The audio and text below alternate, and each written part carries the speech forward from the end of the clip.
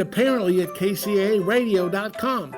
So anywho, listen to the War Zone and fix your yacht up right here at KCAA, the station that leaves no listener behind. KCAA Radio, Loma Linda, where no listener is ever left behind. Well. Hello, world, family, and friends, and welcome to the E Factor Radio Show. And today I have a very special guest, Jonathan Altaviras. Right, Jonathan? Exactly. But you know what? And let me tell you something. I was reading your bio here. I mean, I'm going to read it in a minute, but I think it's interesting. So I have a few questions for you. All right. So before we get started with everything else, let me do this. Okay. Jonathan graduated from UC Irvine with a degree in economics and political science in 2015. So I think that's interesting. It's going to get even more interesting as we go on. Jonathan has worked as a residential real estate appraiser for 2 years and a commercial appraiser trainee for 6 years, and he's taken various real estate courses in residential and commercial real estate. Now here's where it gets even more interesting. He also has experience in radio, as a radio host and public affairs talk show host, and he does music too. So it's funny how many people have come on the show and they do music too. But the thing I find is interesting that you graduated from UC Irvine, correct? Yep, that's correct. With a degree in economics and political science? Yep. So tell us about your journey. What made you want to do those things and all that? Well, originally I was accepted in 2011. I wanted to be a civil engineer. And then, I took my first physics course. That weeded me out. So I picked my... Weaved you out? What do you mean by weaved you out? Like, weeded me out. Like, it picked me out. Like, I took physics, and I was like, oh, this is not for me. Okay, all right. Yeah. And true story, that I had a class, and we had a quiz that day, and it was on a Friday. And I just thought to myself, I don't think I can do this. So I just got up, and left the class in the middle of the quiz, and then decided to pursue economics, which was my second passion that I got because... I took AP economics in high school, and I really enjoyed the class. So I picked economics, and then I kind of like political science. So the classes overlap because they're a social science. So I decided to piggyback on that too, and then decided to declare a double major in that as well. So you're sitting in class. Here's your teacher, Mr. Foggenheimer, giving you this test. You're sitting there doing the test, and he's at his desk probably looking to see what he's going to do or eat when he gets off. Yeah. And you get up in the middle of the class and just walk out. Yep. Yeah. Did he come behind and goes, hey, where you going? No. Before I walked out, I asked a question, and he told me, oh, I can't help you with it. I'm not a mathematician. And I looked at the questions, and it was really hard because it was like, I still remember to this day, you were given like a formula. I mean, you were given like a word problem related to physics, and then you had to like make an equation about it just out of your head. And I said, wait, this is quite difficult. So I just looked at the problem. I was like, I can't answer this. I'm done. It's over. And he got up and walked out. Well, at least you didn't waste a lot of time exactly in the class, so you knew right then and there that I'm done. Yeah. And so then you go on and you take economics. Okay. And so then the political science part. So how do those things come together? I mean, because it seems like they're both on two different ends of the spectrum. They're under the umbrella of social sciences, and some classes can overlap in terms of like political economy. You got to like understand like the politics of a political system and how the economy like overlaps with that, and how it creates systems where people kind of like get together and perform like enterprises related to that. Because like the economy and politics go hand in hand. One tries to figure out solve problems to like scarcity, and the other one tries to like create a system where we can allocate those resources, like in like politics. You have parties.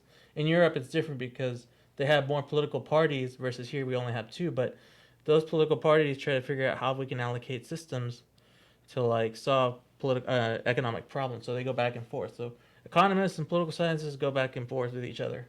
Oh, okay. Because it seems like almost here, you say in Europe, but in America, it seems like the politicians is what create the economic problems for us. Exactly. And so, that's kind of funny. So you say, because your name, I was asking about your name earlier, Antivirus. You said that's what is that name? It's Spanish? Basque.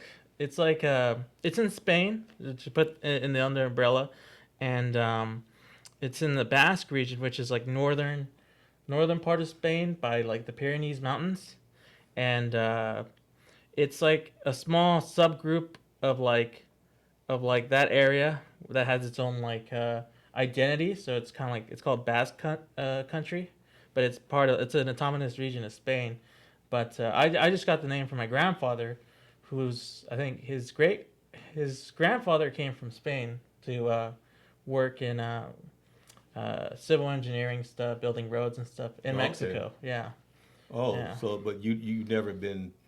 No, I've never been. there. Yeah. So you were born here. I was born here. Yeah.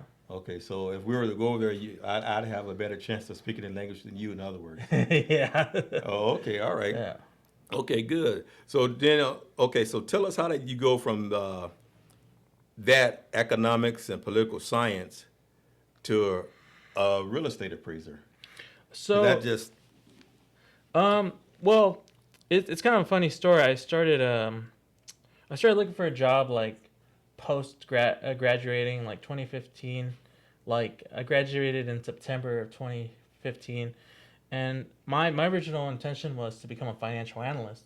So I just decided to network online with people on LinkedIn, and I was just sending out feeder emails saying like, hey, to people who were financial analysts. I said, oh, I really want to see how you got into the company, how I can get in, or what do I need to know to get in. And one of the guys responded back to me, and he said, I'm about to leave the company, but I know somebody who's a real estate appraiser. And we had a meeting, and we sat down, and he talked about his father-in-law, who was a residential real estate appraiser. And then I sat down with him and talked about appraising, and that's how I got the ball rolling into that. right. So after all these things, you walking out of class in the middle of the test, and you go into what the other 4 years in economics, political science. Then you meet this guy, and he talks about residential appraisals, and you go like, bam, that's what I want to do. Yeah, exactly. It wasn't like that at first. I was a little bit like timid to get into my feet wet. He just told me I started from zero, and he just taught me like how to measure properties, how to inspect properties, how to draft the properties onto like a program so then we can send them out to the lender. But initially he was just telling me like, oh, just go here, here, and here, and here. And I was like, okay. And I would drive out to these different places, and then, I would do my job where I would inspect the property, measure, take pictures, of course, because they require like the lenders require you to take pictures of the property, and then after that I would come back in the like late in the afternoon, and I would input all this data into the program, and then he would just assign me the next job, and then I would just go to the next job all over the Inland Empire, Southern California actually. Like I'm really familiar with the Inland Empire itself, but like I've also been at different parts of Southern California inspecting properties, Okay. So let me ask you another question. Every question I'm asking permission. See, let me. That way if I come to something you don't want to answer, you can go pass. Like when you're on a Family Feud or something, I ask you a question, you don't know the answer, right then you just go pass, and then we come back to it later. So after all this time you spend in school, then you get into the appraisal business. You go and you tell your parents, or I'm assuming your parents were with you when you were going to college. You go tell your parents, hey, Mom, hey, Dad, guess what I'm going to do? They goes, what are you going to do? I'm going to become an appraiser. You're going to become a what? After all those years of school, and they're like, what? So tell us, how did they feel about that? I mean, because I know I'd be like, what? We've spent 4 years putting you through college, and you want to be a real estate appraiser? At first they were like stoked about it. They really thought it was a good idea because I would get more knowledge of like how the market works. But to be honest, They didn't have mixed feelings. They were quite positive about it, and they said, "Hey, if it's gonna be your career, just go head on and do your best, you know." Right. And that's segueing into something to become a certified general appraiser, which means appraiser who does commercial and residential properties. You do have to have a bachelor's degree to take the exam. Really? Mm-hmm. Yeah. Okay. Yeah. And so you've been training as a commercial appraiser for 6 years. Mm-hmm. So how long does it take before you be able to take that test you're talking about? There's two facets of that. You have to take 300 course hours on on real estate appraisal, and then you have to complete 3,000 field hours. Wow. In the field, yeah. No wonder it takes some years. That's a lot Yeah. of hours. Yeah, and no less than 18 months. Wow. So you have to crunch all that time. Mm-hmm. Or you can extend it. It's up to Right. you. Mm-hmm. But and then you apply with the Bureau of Real Estate Appraisers. You send in your package, your log, where it has all your hours, and then you submit all your certificates for your courses, and they tell you, hey, you can sit in for the exam, or oh wait, you're missing this, but you need to go back and take this class, or we don't like this, or something like that. But they'll let you know whether if you can take the exam. But it's a hard exam. I've taken it twice already, and I have to retake it again. So I'm in the process of trying to pass the exam and hopefully getting the license. But it's a hard exam. I would say it's one of the hardest exams I've ever taken. Wow. Mm-hmm. It's up there with, like, I won't say it's like as hard as the bar, but it's kind of up there. Most people don't pass. The pass rate is like 50% the first time. Wow. Yeah. That's a lot. I mean, the time you put in and all that, and then to take the test, then have to retake it again, and each time you do, you have to pay, right? Yeah, oh yeah, of course. Yeah. It's not much, but still But you even have to still. pay. Yeah, you have to pay. Yeah. Right. Yeah. Okay, so now you do all that. You're doing this. You're doing your training, and so I want to know. I'm sure everyone else wants to know too. Has there ever been a time and period that you goes, man, I should have stuck with the other things or something like that? Oh, You know. that's a good question. It's not more so I should have stuck with that. It was more like, oh, here's another opportunity knocking. Like, Right. maybe I could do this or that. And there's been some situations where I've reflected and looked and thought maybe I could do this as well, or maybe I could pursue what I wanted to do originally. Right. But through it all, I think appraising has stuck out and has resonated with me, and I would like to continue on, and these opportunities have knocked, but they've been tempting. I'll tell you that they've been tempting. But then I was like, yeah, I kind of like what I'm doing right now. So. Right, because you still have the degrees. Yeah, exactly. Right, and the qualifications and the knowledge of it. Mm-hmm. Okay, so now we're going to get into a little bit about what it consists of for you. Because I know you said you've driven all over Southern California and you're driving here. So how do you go about getting your jobs? Is that somebody you work for, a broker or something, or do you have to get them yourself? It's a combination of both. You could work for an AMC, an appraisal management company, and you sign up on their panels, and they'll give you jobs to go to depending on what qualifications you have, and or you could actually like network and talk to different people. Like in a commercial, I've seen that we work for attorneys and accountants, and they require us to make appraisals for them, and usually it's a combination of knocking on the right doors, and if they like your work, they'll keep you on the panel. Yeah. Really? Okay.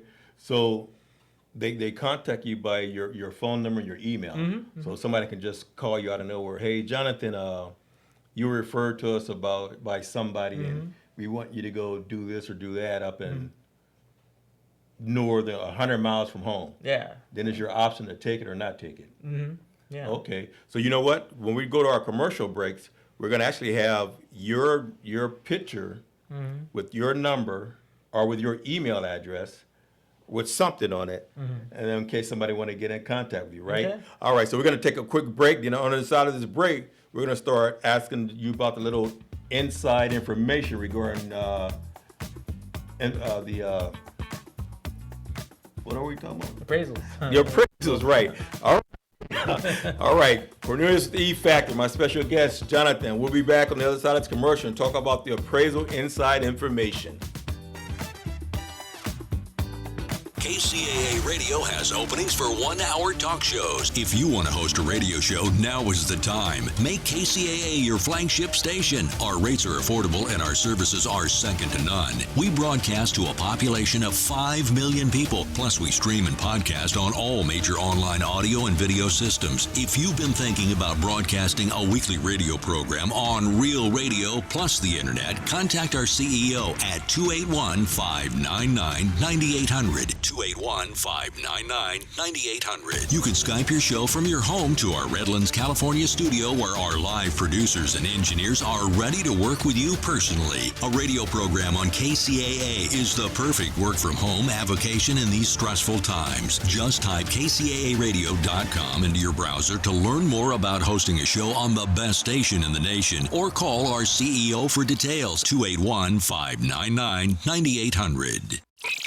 And now, the voices of KCAA with an exciting announcement. Want to hear NBC News or KCAA anywhere you go? Well, now there's an app for that. KCAA is celebrating 25 years and our silver anniversary with a brand new app. The new KCAA app is now available on your smart device, cell phone, in your car, or any place. Just search KCAA on Google Play or in the Apple Store. One touch and you can listen on your car radio, Bluetooth device, Android Auto, or Apple CarPlay. Catch the KCAA buzz in your earbuds or on the streets, celebrating 25 years of talk, news, and excellence with our new KCAA app. Just do it and download it. KCAA, celebrating 25 years.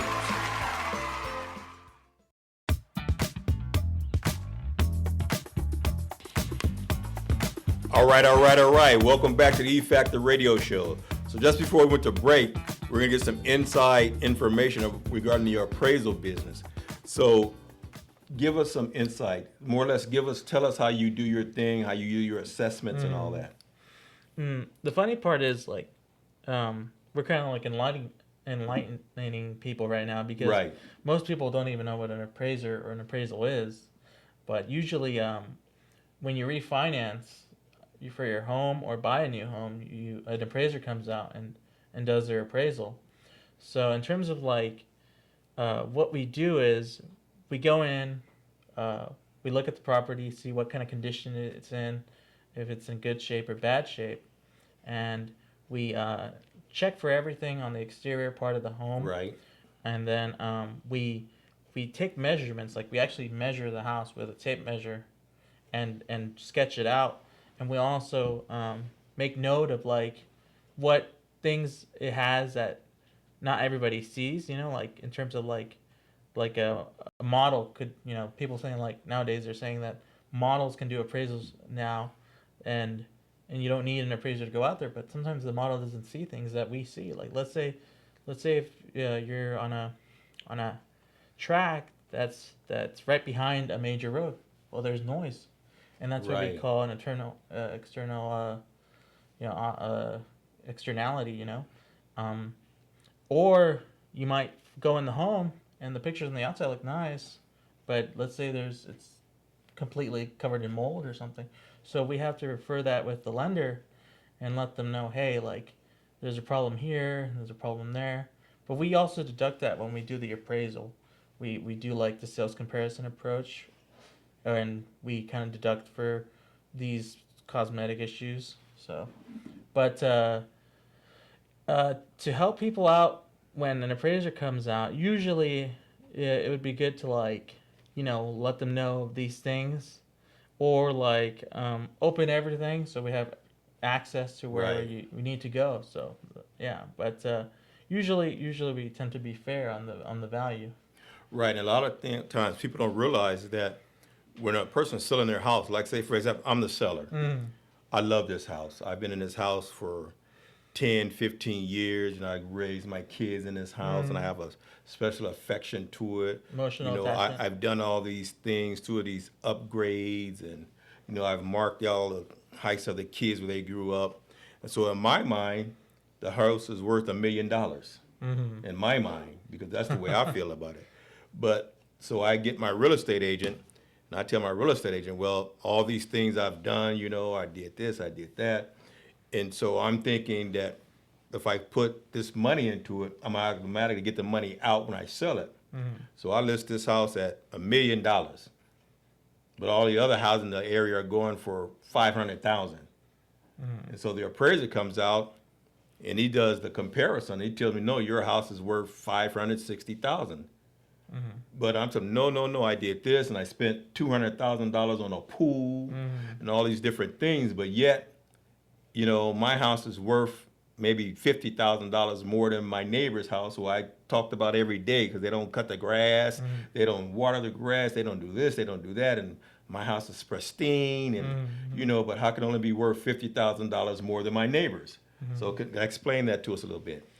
So it could be worth that mainly because what we look at is the fair market value, and that's like entails what a buyer is willing to pay with the right information in mind and under no duress. So it can be a transaction where it's to a buyer and seller are both informed and they're willing to part ways with the house. One thing, there's 3 approaches to value that we implement.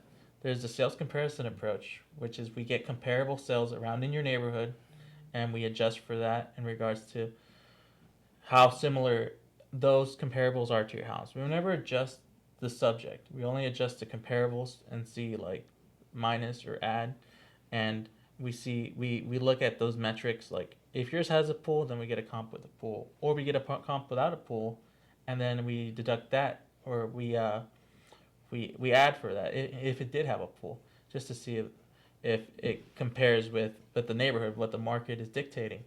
Or there's the cost approach that is used, and that's just to get like what it costs to build it as if it were brand new, like the cost, the materials, and like the land also is part of that factor too. But since land doesn't depreciate, it can't be depreciated. Land is just like an asset, like fixed value, right? Or we also get comparables for land and deduct the cost of the improvements, which is like the structure and the land, and we see how much it's worth. And there's the income approach, which we use sometimes if it's producing income, if it's bringing in like rental income, and we get a cap rate, or we find a cap rate, which is a capitalization rate, which is like a rate of like return on that. So yeah, but we use all those 3 methods to value the home. So you're not stuck with one particular thing set in stone. We have to like look at like all the different factors that come into play when it comes to evaluating a home. And let's say you added all these improvements, right?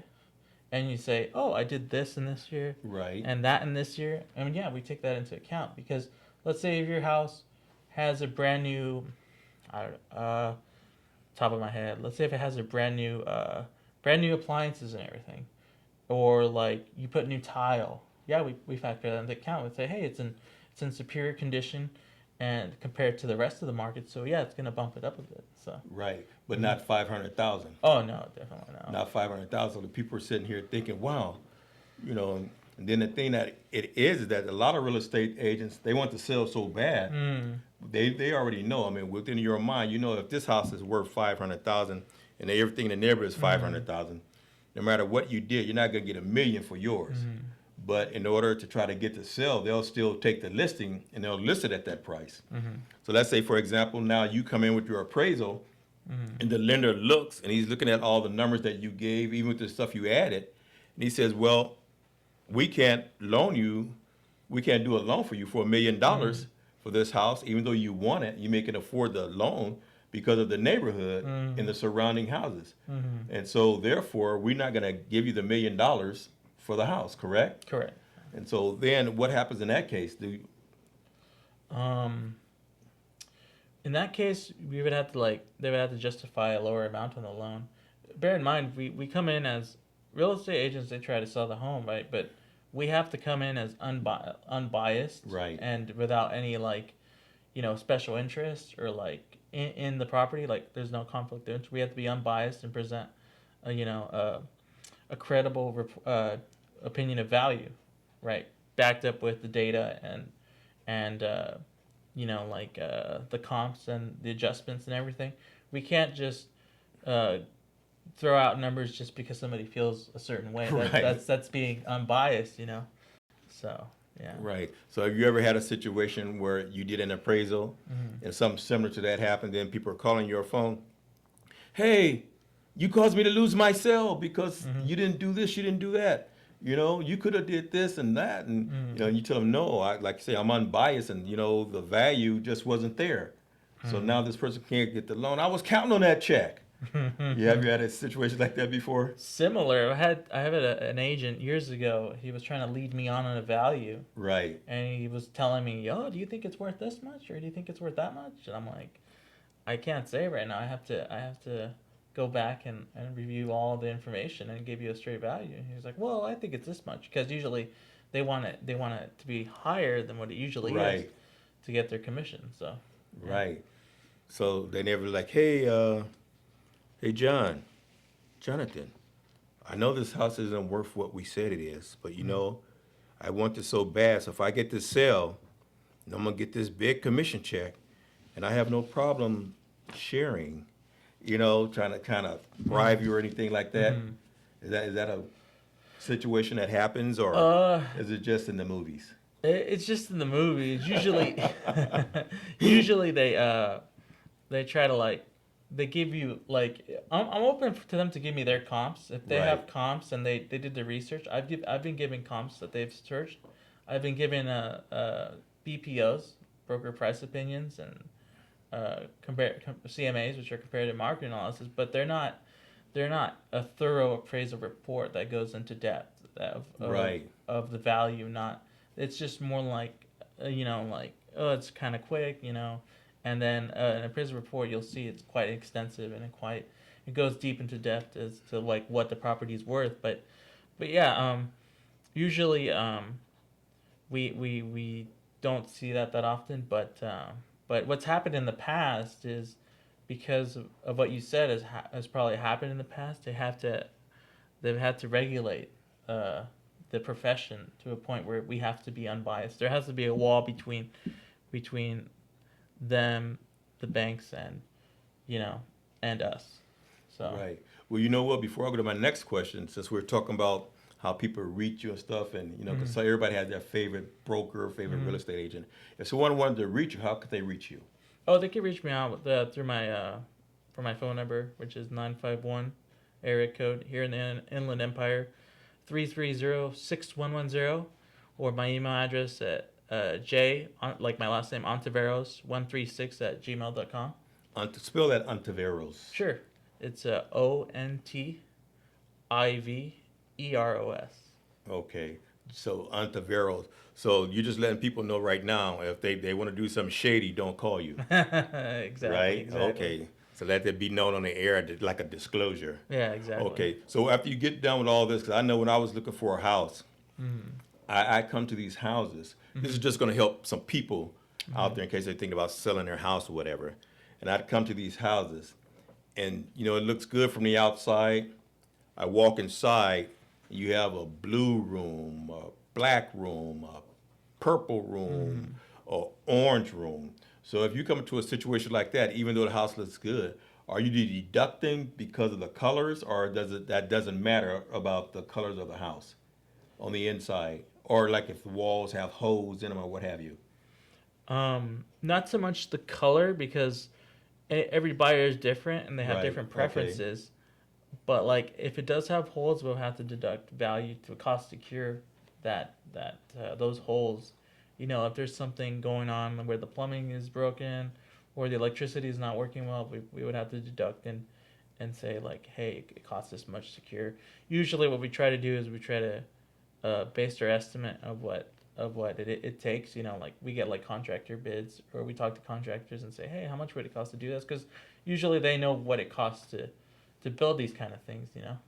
Oh, so you go in the house, you're hitting the switches, turning them on, and you're going up under the sinks, looking at the plumbing and all that stuff, see if it's been leaking for the last 6 months, and drywall is all molded. And okay. And we look to see whether or not, what kind of appliances it has with the house, if it has like a stove, range, hood, a trash compactor on the sink, you know, with a work, everything is functioning well with the house. Because some things, let's say if it's like a FHA loan, some things won't be like they won't lend on that if it doesn't have what it specifies. Right.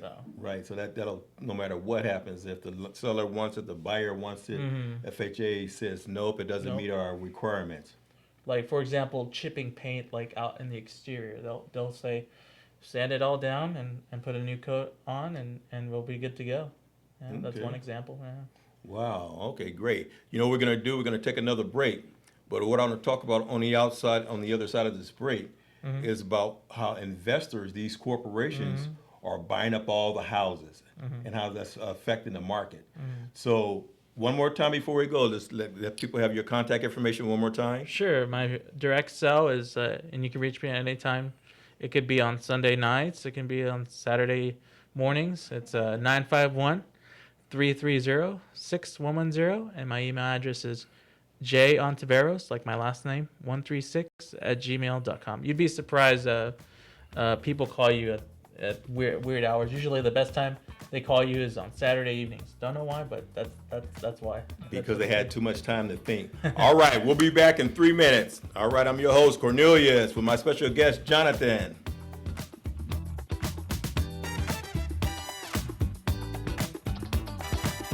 KCAA Radio has openings for 1-hour talk shows. If you want to host a radio show, now is the time. Make KCAA your flagship station. Our rates are affordable and our services are second to none. We broadcast to a population of 5 million people. Plus, we stream and podcast on all major online audio and video systems. If you've been thinking about broadcasting a weekly radio program on Real Radio plus the internet, contact our CEO at 281-599-9800. 281-599-9800. You can Skype your show from your home to our Redlands, California studio where our live producers and engineers are ready to work with you personally. A radio program on KCAA is the perfect work from home avocation in these stressful times. Just type kcaaradio.com into your browser to learn more about hosting a show on the best station in the nation or call our CEO for details, 281-599-9800.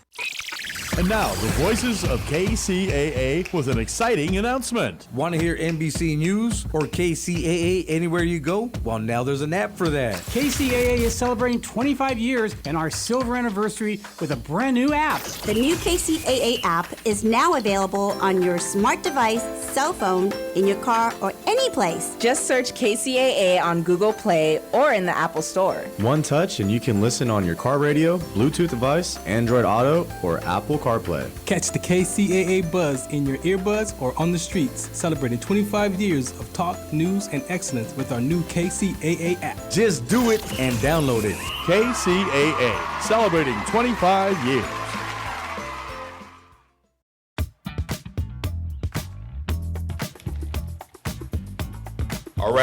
All right. Welcome back to the E-Factor Radio Show. So just before we went to break, we're going to talk about how all the investors are buying up all the houses and how it's driving the price up. So I'll let you. I'll give you my 2 cents on that. Right now, we've seen private equity, which is like investors, institutional investors, private investors. They pool money together with these funds like BlackRock or Blackstone particularly, and they buy these properties with the intent to get a return on their investment, or their ROI, and they pay somebody, they give the money, and they buy up these properties, and they rent them out to people. And these companies have more money than a lot of other investors. Like, they don't know what to do with it because they're on the buy side. So they're willing to outbid and overpay for properties just to acquire them, versus like, a simple person with their family, where they just put it in a bid, and how much the lender can give is what they can put out. These investors are like paying exorbitant amounts of money for these properties, and they're buying them up with the intention of getting that return. So right, because I know in Riverside, I think it's either was last week or upcoming. They say they have over 1,000 properties they're going to auction off. Oh, wow. They're going to auction off. And so what they said, that they didn't want these companies like you're talking about to bid on the properties because, of course, you know, they're going to outbid everyone else and they're paying cash for them. So then what happens? I mean, now you have all these properties that they bought. And so now what's the next phase step? They're going to rent them out. And of course, the rents are going to be sky high because, you know, there's not enough housing for everybody. And so not only have the residential properties been taken out of the market for actual buyers, families, but now the rent's high, and so you're in this situation that where it's a lose-lose for the actual consumer. But they're making money. Even on a lot of these commercial buildings, they're doing the same thing. They go and buy all these properties up, and then when you go to lease them as a business, you know, the same thing. The rents are high.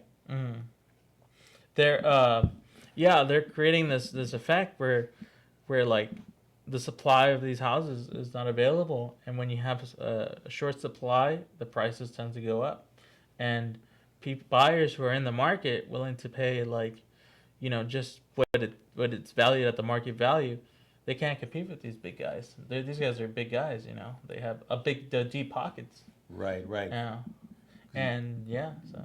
Yeah, so you have all these people coming together. All these people pool their money together. And they have no problem spending extra for the properties.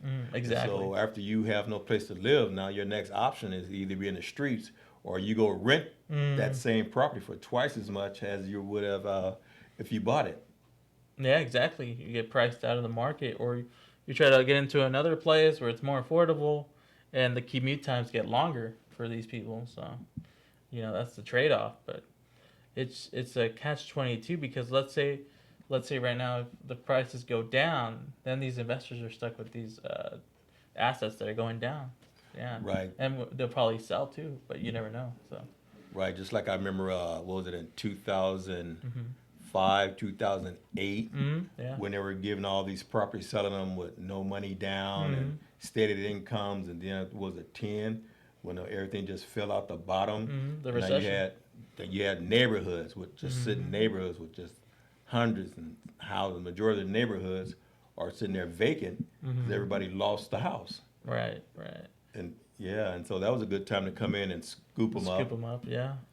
Yeah. So if everything's overpriced, now you can't afford it, especially now with the economy. And I think we were just talking on our show last week about how AI is replacing a lot of jobs and things like that. So now all these people in these houses, how do you pay for them? Exactly. You got to have that income stream to pay for those houses. Right. And so now they're going back on the market and just sitting there and waiting for someone else to buy them up. And so that hurts the average consumer, which is us. Exactly. Yeah. Well, in that regard, that AI is a tricky thing now because it's changing the market entirely. We had like a mini recession or somewhat of a recession when COVID hit, and the prices of houses tended to go up higher and higher from that, and people like were buying as much, but now everything is like inflated now, where the prices is like really high, and that's like through what the government did with pumping in the money and the economy, and now like all these assets went up in value, and that created more fuel to the fire in regards to that.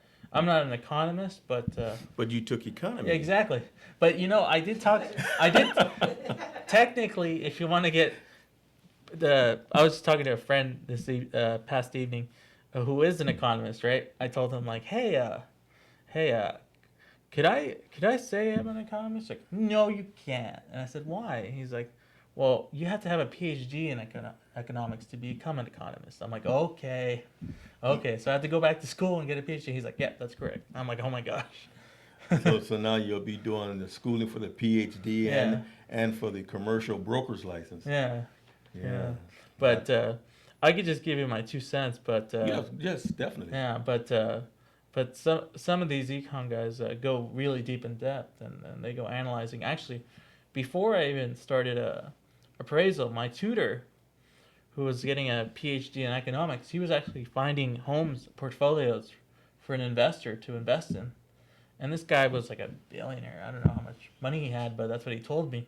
And I think it was like my intermediate economics class. He's like saying like, oh yeah, this guy is giving me a bunch of properties, and he's telling me figure out which one is a good deal. And I said, oh okay, but I guess some of them do valuations based on that too.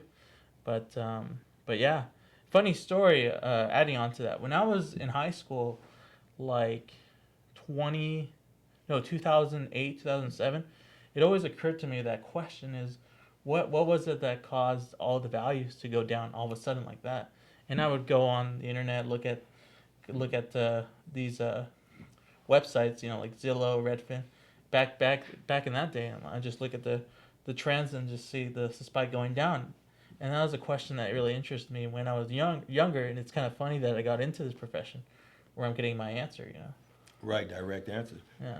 So when you're out there doing appraisals and everything, let's say, for example, if you came across this deal, let's say you're appraising this house right here, but you see the house on that block or whatever that's up for sale, or even if it's not up for sale, and you look and you're saying, wow, you look at the house, you go, man, just based on the area in this house, if someone was to buy this house, they can make a lot of money because the equity's there, but maybe the house hasn't been taken care of, or the people moved out. So do you ever take advantage of situations like that where somebody go, hey, you know what? Just like you say, your friend is looking for somebody. Hey, I just saw this house on this street, that street. You can go take a look at it and let me know what you think, because I've already done a house in the area. So I can tell you right now, if you were to purchase this house and fix it up, you already have $100,000 worth of equity in it. So have you ever had a situation like that? Because people say, hey, if you see somebody out there, let me know. In regards to that, yeah, I haven't done it myself. I would need like more capital to invest. Right. If I had the capital, sure, I would invest as well. But if somebody with the capital has asked me, we could definitely like look into the property. If let's say they're looking, like you said, they're looking around, they see a property they like and they want to buy it, sure, we can make them an appraisal and tell them, hey, it's worth this much, it's a good buy. Right. We've told people, we've talked to people and said, hey, because usually they have contemplated sales, like where they're thinking of buying it and they want it for, for investment purposes. We've had that situation, and they look at a property and they say, I really want that property. And he's like, how much is it worth? And we go in and inspect it, look at it, pull the data, get the comps in, and we tell them, hey, it's a good deal or not a good deal. So, yeah. Right, and that's completely legal. Oh, yeah. Okay. What about if they're living in it and they keep sending me emails saying, I want your house, I want your house? Well, that's legal too. Is that legal too? Yeah, I mean, it's nothing wrong with soliciting business if you're a real estate agent. So, yeah, you send it there because people may be not thinking about it. Then that goes, hey, you know what? Especially right now, let's say, for example, if you're working on Monday, but Saturday you're not working because they laid you off or fired you, and then you get somebody say, hey, I can sell my house now. I have $300,000 worth of equity. I can sell my house here in California. I can go to Texas or some other state and spend $150,000 and pay for a house cash and live off the rest of the money. Not have to worry about working again. So that's an option. All right. So now that we've covered that, and we've covered how people contact you, let's talk about the commercial aspect of it now, because a lot of time people, they just buy land. So do you do land appraisals also? Yeah, of course. And land appraisals are a big part as well. We use the highest and best use method to see what is the most probable thing to put on that parcel, and we have to look at the zoning and the requirements, see if what we can put on that land, if they want to use that land to develop it or build something. Right. Okay. Yeah, that's important, zoning. So you have to know all those different things. So people call you and I got this lot next to my house, so it's just an empty lot, and you're in this particular busy area. They call you, hey, Jonathan, I don't know if I buy this lot, can I pave it and use it for a parking lot? Well, we have to do our due diligence and call the planner, and we got to figure out what utilities it has. If there's if it's on sewer, septic, if there is electricity going to the property, if you can get water, you need a well, or you got to use propane. Yeah, it has many facets. You have to like dig around and find your answers. You know, the appraisal report gives you questions, right? It says, what does this property have, or what does this thing have there physically? And what you do is you figure out the answer to that question, like, but you have to like do your due diligence and figure it out. You can't just put an answer and assume it's there, you know. So right, because if something should happen, it'll be your responsibility. If you say, "Oh, well, I told them they can do it when I did the appraisal," but come to find out that they really couldn't. Exactly. So now they've built this whatever it is on this property, and they have to tear it down because now it violated the codes. Exactly. So then that comes back on you. So do you have some type of insurance in case that happens, or how does that work? We have E&O insurance, errors and omissions insurance. Yeah. Okay. Yeah. We have to, like, when you're talking about that, we look at the general plan too. People don't think about those things when they're going and buying a property, because let's say you're a property that's zoned like residential, but you're thinking of putting like a tow yard. Well, that's industrial, so you can't really do that because the city made those ordinances that say that you can't. Right. So, yeah. And then it goes, oh no, when I bought this property, Jonathan told me that it was okay, and his company told me it was okay. Usually the best thing to do is turn every stone and look under it. Right, and that's your job. Yeah, exactly. That's fine. Okay. All right, we're going to take our final break of the day. Then on the way back, we're going to let Jonathan tell us a little bit more about his business and how you can contact him, and think about what you want the people to know. All right? Okay. So we'll be back in 3 minutes.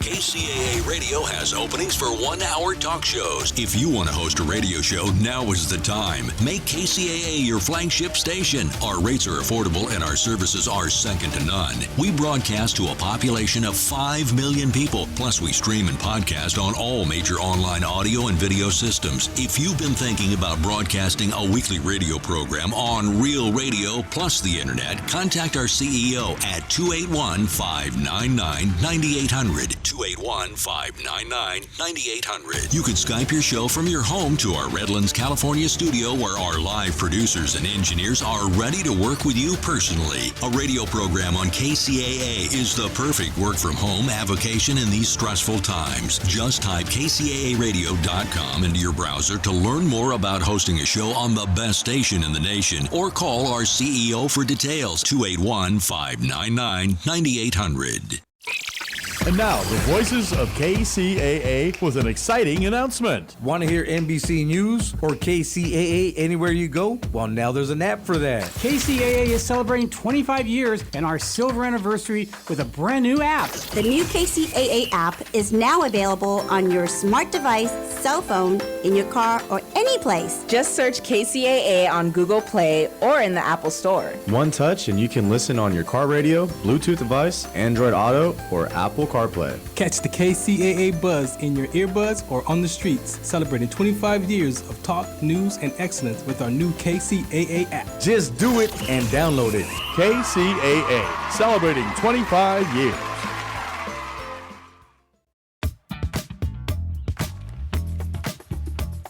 All right. Welcome back to the E Factor Radio Show. I'm your host, Cornelius Bryant.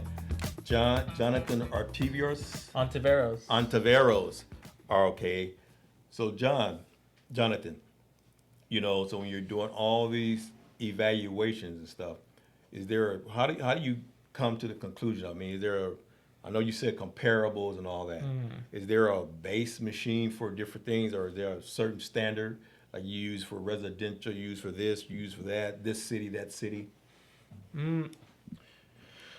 There's no like there is a standard, but there's no like one size fits all. There's what we call USPAP, and that's the Uniform Standard of Appraisal Practices, which was established in the late 80s after the savings and loans crisis. They define like the parameters of like what creates a credible, reliable appraisal, and you have to follow those standards that are outlined, and that's the bare minimum. And you have to make sure they coincide with those standards. They don't go out of it, you know. But USPAP, because back in like 1987, during the savings and loans crisis, there was like a credit crunch, and because of there was less regulation back then, because of like what happened with that like market in that time, Congress decided to establish this board, Appraisal Standards Board, which would oversee how the appraisal profession conducts itself, you know. And they created these standards and created licenses on appraisers. So like they would have to get, some appraisers that have been appraising since like the 60s and 70s had standards as well, but they didn't have it to a point. But since like the late 80s is when everything started to get developed to like supervise or like, you know, regulate appraisers. Yeah. So yeah, but in order to get a value, we have to just go off of like what the market dictates. If you got a bunch of houses that are selling for this much in this area, and it looks the same, and your house is similar, then most likely they'll sell for that. But you also have to justify your opinion with data analysis, facts, and you gotta give in the appraisal report or communicate whether or not like it justifies the value that it is, you know. So yeah. Okay, well, final question of the day. So when you're appraising, do you take things into consideration like the crime rate that's in the area? Does that dictate the value of the neighborhood also? Yeah, it goes in the subsection of demographics. Okay. You look at the demographics of the area and see that.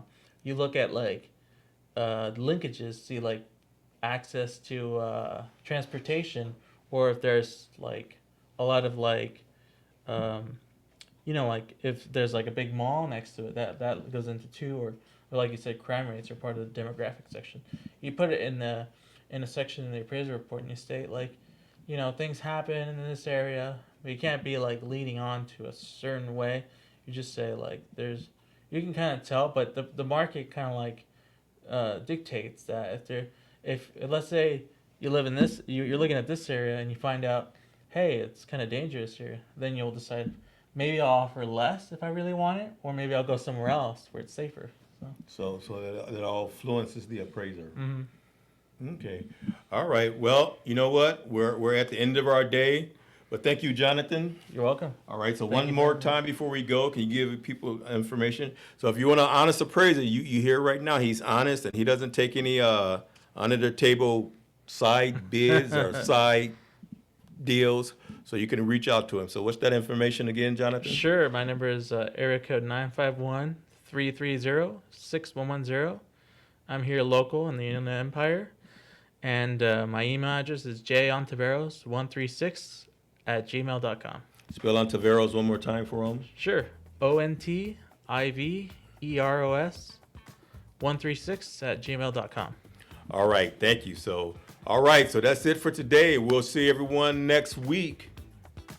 All right. Thank you. Have a good day. I'm your host, Cornelius Bryant, Jonathan Ontiveros, E-Factor Radio Show. Thank you. Thank you, everybody.